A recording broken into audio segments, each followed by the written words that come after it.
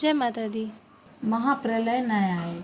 सुनो, मनुष्य के व्यवहार से कुपित होकर महाप्रभु ने प्रलय करने का निश्चय किया। 7 दिन तक भयंकर जल वृष्टि कर सारी पृथ्वी को डुबो देने की निश्चय की सूचना उन्होंने नूह को दे दी। मुंह मुस्कुराए। महाप्रलय के बाद कुछ न बचेगा तो नई सृष्टि कैसे बनेगी। नूह एक व्यक्ति थे। नूह की जिज्ञासा पर महाप्रभु मुस्कुराए और उनकी दूरदर्शिता को देखकर एक नाव बनाने का आदेश दिया, जिस पर वे खुद भी रहें और अपने साथ पशु पक्षियों के कुछ जोड़े भी रख लें। ये चीज़ मनुष्य को, नूह को महाप्रभु ने कहा।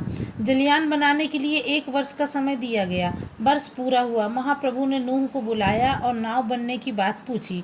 नूह ने सिर नीचा कर लिया और बोले, 3 बढ़ई बीमार पड़ गए, लकड़ी बेचने वाला मुकर गया, मैं क्या करता। 40 दिन की मोहलत और दी गई। कहा गया कि इस अवधि में काम हो जाना चाहिए। 40 दिन बीतने पर जब नूह खाली हाथ लौटे तो महाप्रभु ने गरमाई दिखाई और कारण पूछा। बोले, लुहार यात्रा पर चले गए, मजदूरों ने हड़ताल कर दी, दोनों लड़के गाने बजाने में लगे रहे, किसी ने साथ न दिया, मैं क्या करता।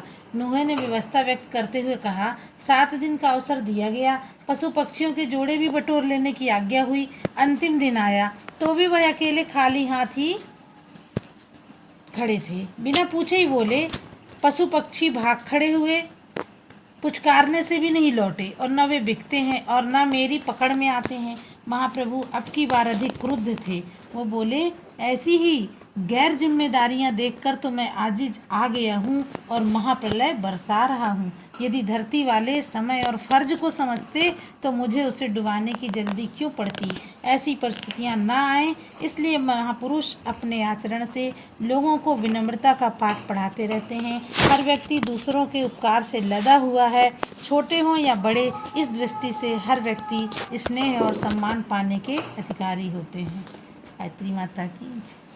आज की यह कहानी हमारे आज की इस परिस्थितियों को बड़े ही अच्छे से व्यक्त करती हैं।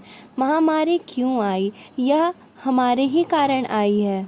जो लापरवाही हमने आज तक बरती उसका फल ही मिल रहा है हमें। हम ईश्वर से प्रार्थना और क्षमा याचना के सिवा और कुछ नहीं कर सकते, इसलिए घर में रहें और सुरक्षित रहें।